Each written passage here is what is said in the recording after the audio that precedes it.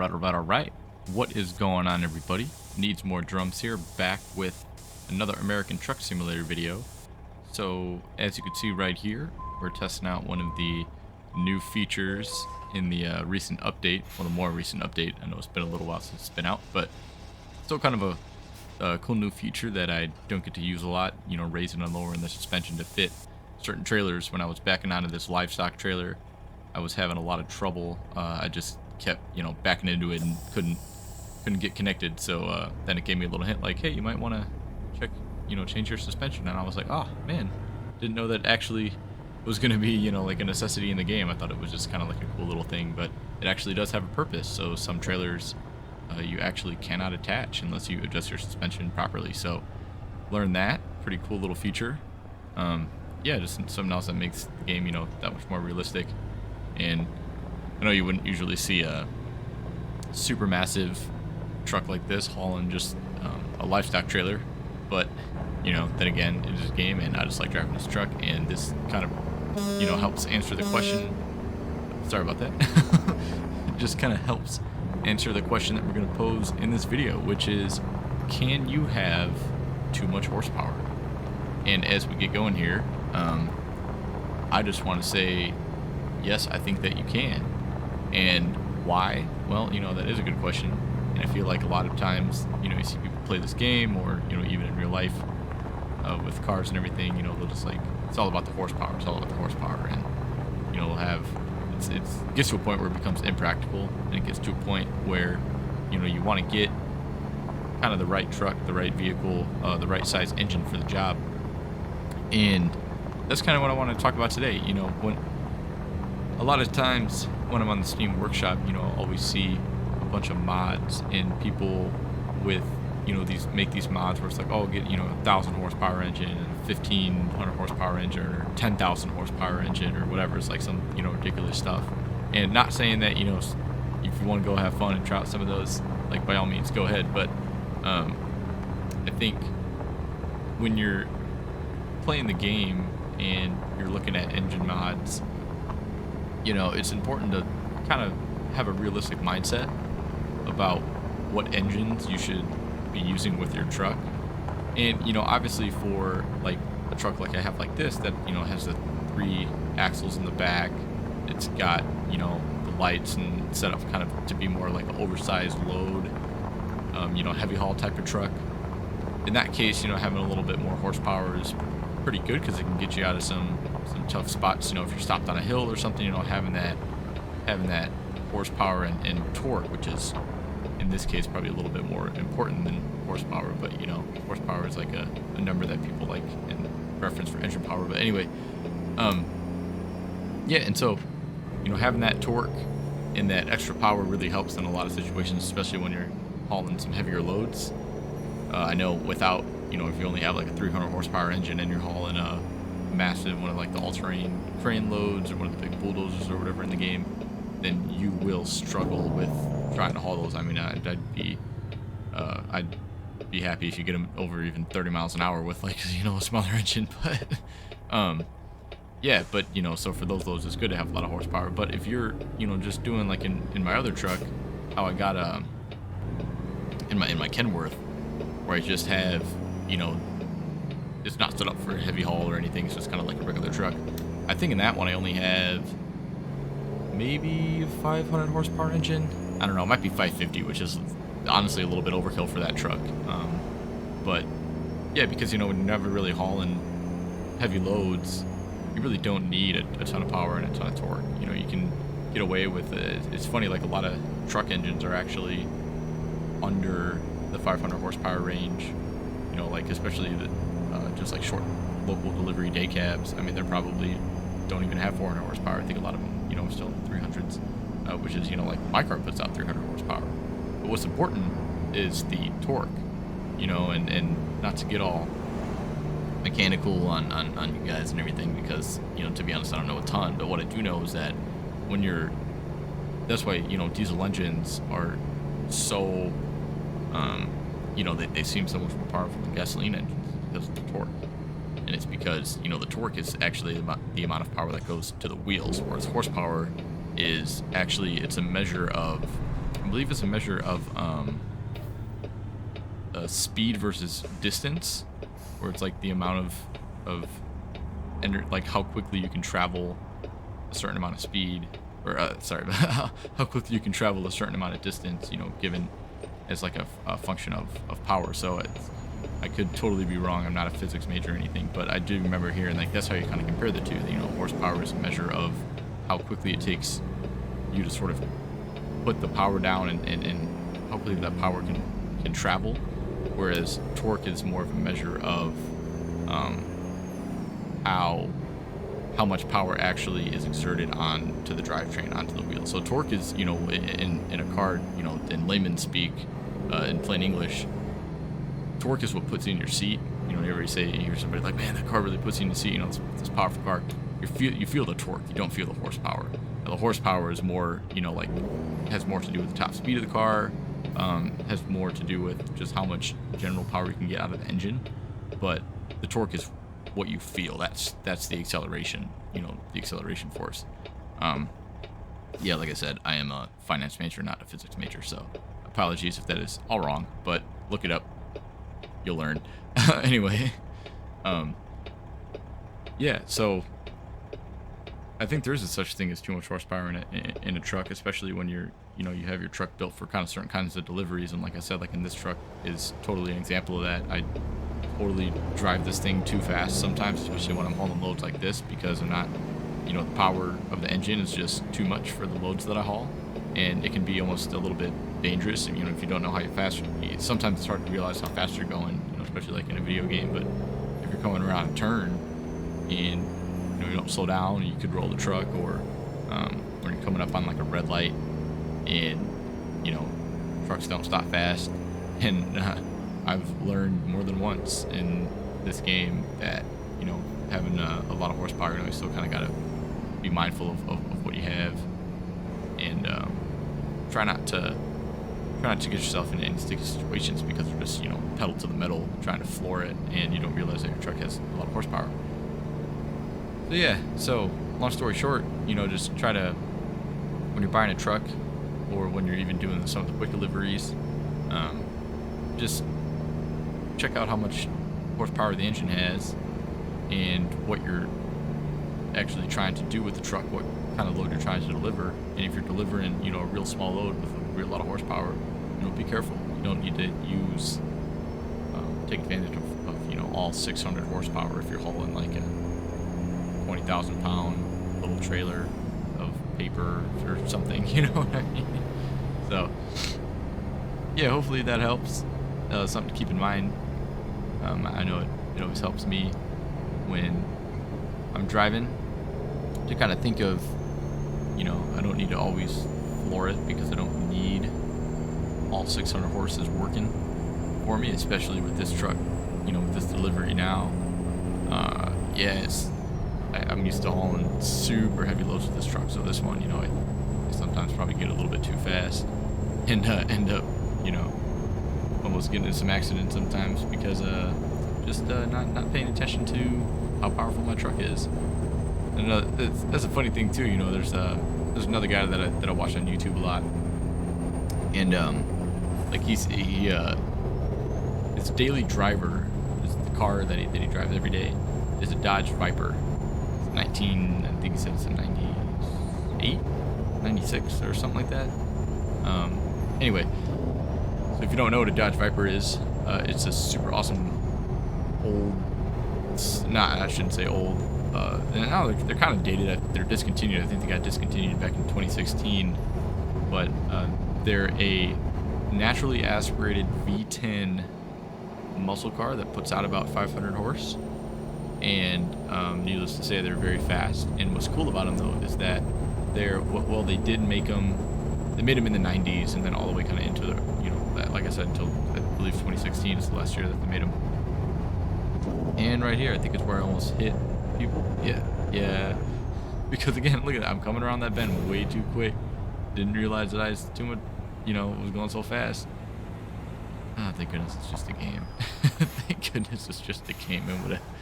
Plus it would have ruined a gasoline truck. Oh man, that would have been fantastic. Yeah. yeah, that my license definitely would have been suspended right there. Oh man. So, be careful. I'm done making deliveries like this with this truck. It is just too much. It's too much, man. Need to give me little day cabs again. Back in the Kenworth. Anyway, so yeah. With that being said, yeah, so like, you know, Dodge Vipers, for example, they have about 500 horsepower, and what's cool about Vipers, though, is that, well, they're a relatively modern car.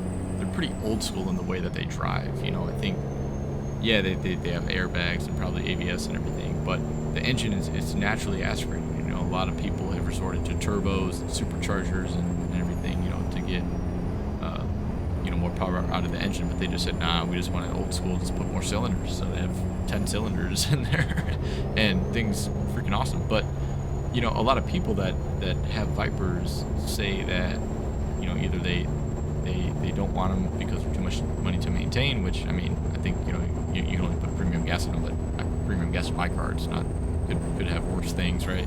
But the main thing is that people just say, oh, you know, I can't ever floor it. I just, you know, I lose it every time, and it's just undrivable. They always use the word, it's undrivable. And I'm like, and even that guy that on YouTube that I watch, he's like, his name is Casey Push, and he's a you know, semi-professional race car driver or whatever, but yeah, he puts out some really good videos, all pretty much car related, which I like. But yeah, this one's no exception. And he always laughs, and he's like, I don't understand why people can't drive this car. He's like, he's got 90,000 miles on it. He's like, I drive it every day. It's my car. And, you know, he points to the fact that you just have to know how to, you know, if it's got a lot of horsepower in it and it kicks the back out on you, you know, you just got to know how to control it. I mean, once that happens, you can recognize that, and it's just, you don't need to floor it right from a dead stop. You know, maybe kind of build up, let it get some grip, and then, you know, put the pedal down. But yeah, you know, always got to be smart about how, you know, people look at that horsepower number, torque number, and get, you know, like, oh, I won't be able to drive that. It's too much. I mean, yeah, you know, it might be, but if you can control it, you can have fun with it, and, you know, be safe with it. And the same goes for, I don't know if I've ever talked about this before, but the same goes for Ford Mustangs, man. Everybody online is always, you know, posting videos of Mustangs crashing into stuff because people buy them, and people who just think they want a cool little sports car, and those things are powerful little cars, you know. I mean, the singer in my band's got one. I think it's got 460 horse, and then, you know, you think people get them with superchargers and everything. I mean, you're well over 500 horsepower with those cars, and they're a rear-wheel drive, high-powered muscle car, you know. And people get them because they just want a cool car, but they don't realize that when you put the pedal down, you know, that back end will kick out on you. And a lot of people that buy Mustangs, I feel, I mean, correct me if I'm wrong, but I feel like a lot of people that buy Mustangs don't know a ton about cars because it's just always been kind of a cool, you know, a common name type of car. You know, especially in the U.S. I mean, those things back in the day, they used to sell like, they were like the top selling car ever. You know, I mean, it was crazy how many Mustangs they used to sell, and, you know, so the Mustang name has been well known, so people get them, and because they're cool, they're still cool cars, and yeah, they never take the time to really learn how to drive it, and then they try to show off and haven't tested it, haven't, you know, floored it before and seen what the car can do, and they come out of a turn and floor it and end up turning into a tree. So yeah, you know, if you haven't seen any of those funny videos, well, I shouldn't say funny, some of them are funny, but some of them are not, because they drive into, you know, crowds of people at car shows or something because they're just idiots and don't know what they're doing. But the ones where, you know, they try to show off and then they end up like driving into a ditch, makes me laugh, because yeah, you know, learn your car before you try to show off. And, you know, as always, please be safe when driving, especially if you got a lot of power.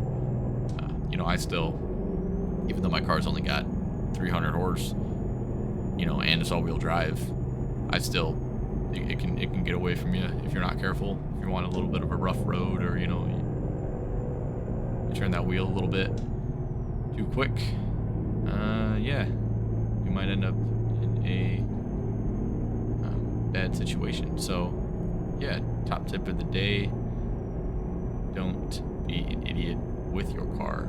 Drive responsibly, especially if it's very powerful. Know how powerful it is and drive accordingly.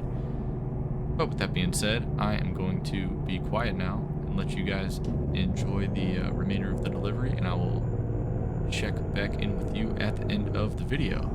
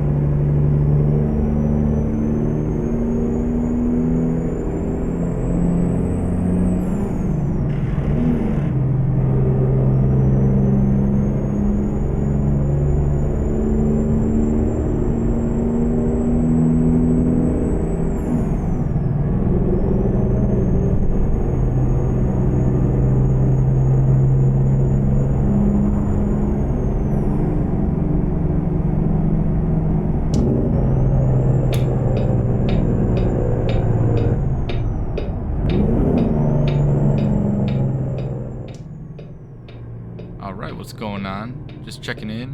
Hope you guys enjoyed the drive. If you made it till the end, appreciate you very much. And let's see, maybe I know I haven't done one of these in a while. Maybe like a fun fact of the day. Fun fact of the day today is, man, I'm having trouble with this one.